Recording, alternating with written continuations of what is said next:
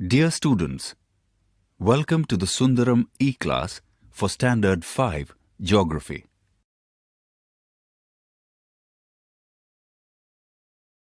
ನಾವು ಭೂಮಿ ಎಂಬ ಗ್ರಹದ ಮೇಲೆ ವಾಸಿಸುತ್ತೇವೆ. ಈ ಭೂಮಿ ನಿರಂತರವಾಗಿ ಚಲಿಸುತ್ತದೆ. ಆದರೂ ನಮಗೆ ಇದರ ಚಲನೆ ಅನುಭವಕ್ಕೆ ಬರುವುದಿಲ್ಲ. ಭೂಮಿಯ ಈ ಚಲನೆ ಅನೇಕ ಆಸಕ್ತಿದಾಯಕ ವಿದ್ಯಮಾನಗಳಿಗೆ ಕಾರಣವಾಗುತ್ತದೆ. ಈ ಅಧ್ಯಾಯದಲ್ಲಿ ನಾವು ಭೂಮಿಯ ತಿರುಗುವಿಕೆ ಮತ್ತು ಭೂಮಿಯ ಪರಿಭ್ರಮಣ, ಗ್ರಹಣಗಳು, ಹವಾಮಾನ ವಲಯಗಳು, ಸ್ಥಳೀಯ ಮತ್ತು ಕಾಲಮಾನ ಪದ್ಧತಿಗಳನ್ನು ಕಲಿಯುತ್ತೇವೆ. ತಿರುಗುವಿಕೆ ಮತ್ತು ಪರಿಭ್ರಮಣ. ಭೂಮಿಗೆ ಎರಡು ರೀತಿಯ ಚಲನೆಗಳಿವೆ. ಒಂದು ತಿರುಗುವಿಕೆ ಮತ್ತು ಇನ್ನೊಂದು ಪರಿಭ್ರಮಣ. ಇವುಗಳ ಕುರಿತು ಹೆಚ್ಚಿಗೆ ತಿಳಿದುಕೊಳ್ಳೋಣ. ತಿರುಗುವಿಕೆ. ಭೂಮಿಯ ಉತ್ತರ ಮತ್ತು ದಕ್ಷಿಣ ತುದಿಗಳನ್ನು ಧ್ರುವಗಳೆಂದು ಕರೆಯುತ್ತಾರೆ. ಈ ಎರಡು ಧ್ರುವಗಳನ್ನು ಕಾಲ್ಪನಿಕವಾಗಿ ಜೋಡಿಸುವ ರೇಖೆಗೆ ಕಕ್ಷೆ ಎನ್ನುತ್ತೇವೆ. ಭೂಮಿ ತನ್ನದೇ ಕಕ್ಷೆಯ ಸುತ್ತ ಸುತ್ತಿದಾಗ ಅದನ್ನು ತಿರುಗುವಿಕೆ ಎಂದು ಕರೆಯುತ್ತೇವೆ. ಭೂಮಿ ಇಂತಹ ಒಂದು ತಿರುಗುವಿಕೆಯನ್ನು ಪೂರ್ಣಗೊಳಿಸಲು 23 ತಾಸುಗಳು, 56 ನಿಮಿಷಗಳು ಮತ್ತು 4 ಸೆಕೆಂಡುಗಳನ್ನು ತೆಗೆದುಕೊಳ್ಳುತ್ತದೆ. ಭೂಮಿ ತಿರುಗುವಾಗ ತನ್ನ ಅರ್ಧದಷ್ಟು ಭಾಗವನ್ನು ಮಾತ್ರ ಸೂರ್ಯನೆಡೆ ಮುಖ ಮಾಡುತ್ತದೆ. ಉಳಿದ ಅರ್ಧ ಸೂರ್ಯನ ಬೆಳಕನ್ನು ಪಡೆಯುತ್ತದೆ.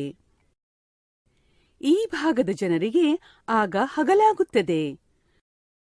ಭೂಮಿಯ ಇನ್ನರ್ಧದ ಭಾಗದಲ್ಲಿ ಸೂರ್ಯನ ಬೆಳಕು ಬೀಳದೆ ಕತ್ತಲಾಗುತ್ತದೆ. ಈ ಭಾಗದ ಜನರಿಗೆ ರಾತ್ರಿಯಾಗುತ್ತದೆ. ಭೂಮಿಯ ಸಂಪೂರ್ಣ ಒಂದು ತಿರುಗುವಿಕೆಯಲ್ಲಿ ಒಂದು ಸ್ಥಳ ಹಗಲು ಮತ್ತು ರಾತ್ರಿಗಳನ್ನು ಹೊಂದುತ್ತದೆ. ಹಗಲು ಮತ್ತು ರಾತ್ರಿಗಳು ಕೂಡಿ ಒಂದು ದಿನವಾಗುವುದರಿಂದ ಒಂದು ಸಂಪೂರ್ಣ ತಿರುಗುವಿಕೆ ಒಂದು ದಿನವನ್ನಾಗಿಸುತ್ತದೆ. ಭೂಮಿಯ ಕಕ್ಷೆ 23.5 ಡಿಗ್ರಿಗೆ ಬಾಗುವುದರಿಂದ ಪ್ರತಿ ದಿನವೂ ಸಮವಾದ ಹಗಲು ರಾತ್ರಿಗಳು ಇರುವುದಿಲ್ಲ. ಪರಿಭ್ರಮಣ. ಭೂಮಿಯು ಸೂರ್ಯನ ಸುತ್ತಲೂ ತಿರುಗುವುದನ್ನು ಪರಿಭ್ರಮಣ ಎಂದು ಕರೆಯುತ್ತೇವೆ. ಭೂಮಿ ಸೂರ್ಯನ ಸುತ್ತ ಒಂದು ಸಂಪೂರ್ಣ ಪರಿಭ್ರಮಣವನ್ನು 1 ವರ್ಷವೆಂದು ಕರೆಯುತ್ತಾರೆ.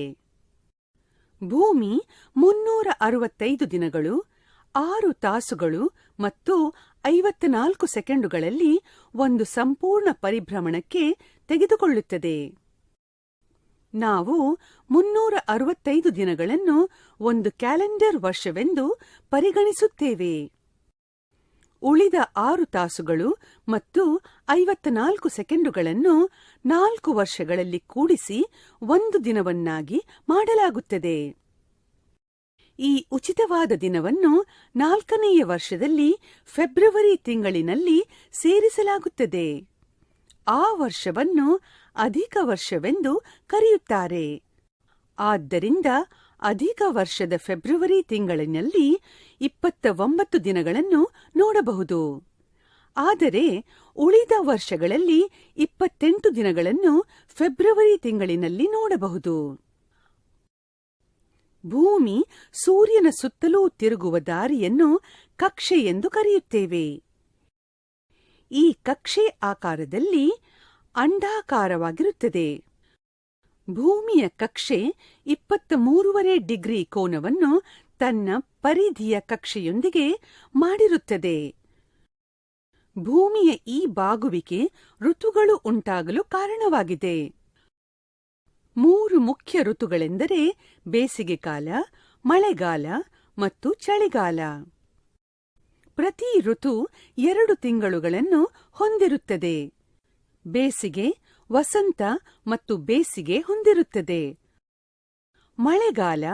ಮಳೆಗಾಲ ಮತ್ತು ಶರತ್ಕಾಲವನ್ನು ಹೊಂದಿರುತ್ತದೆ ಮತ್ತು ಚಳಿಗಾಲ, ಪತನ ಮತ್ತು ಚಳಿಗಾಲವನ್ನು ಹೊಂದಿರುತ್ತದೆ.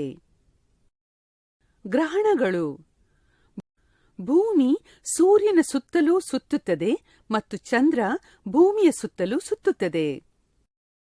ಭೂಮಿ ಮತ್ತು ಚಂದ್ರ ತಮ್ಮ ಕಕ್ಷೆಯಲ್ಲಿ ಸುತ್ತುತ್ತಾ ಎರಡು ಸಮರೇಖೆಯಲ್ಲಿ ಬಂದಾಗ ಚಂದ್ರಗ್ರಹಣ ಮತ್ತು ಸೂರ್ಯಗ್ರಹಣಗಳು ಸಂಭವಿಸುತ್ತವೆ.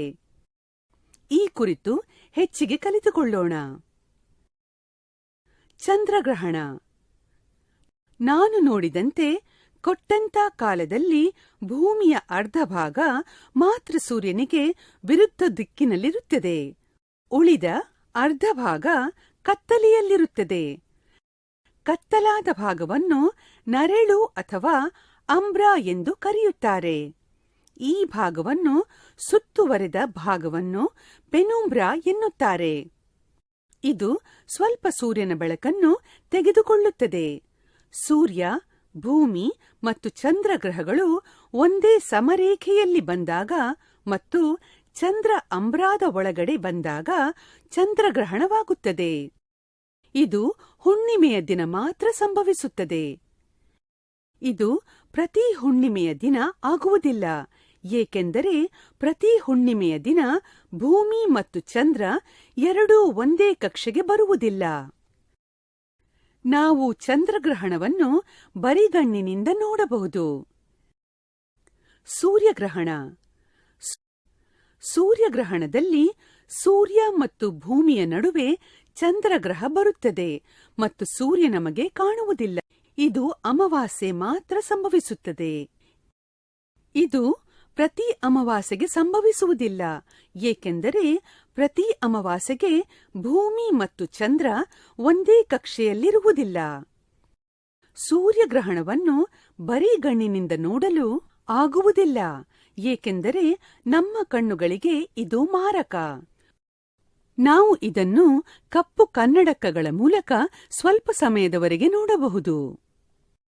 ಸೂರ್ಯಗ್ರಹಣ ಮತ್ತು ಚಂದ್ರಗ್ರಹಣಗಳು ಸುಮಾರು 18 ವರ್ಷಗಳು ಮತ್ತು 10 ದಿನಗಳಿಗೊಮ್ಮೆ ಅದೇ ಸಮಯ ಮತ್ತು ಅದೇ ರೀತಿ ಸಂಭವಿಸುತ್ತವೆ.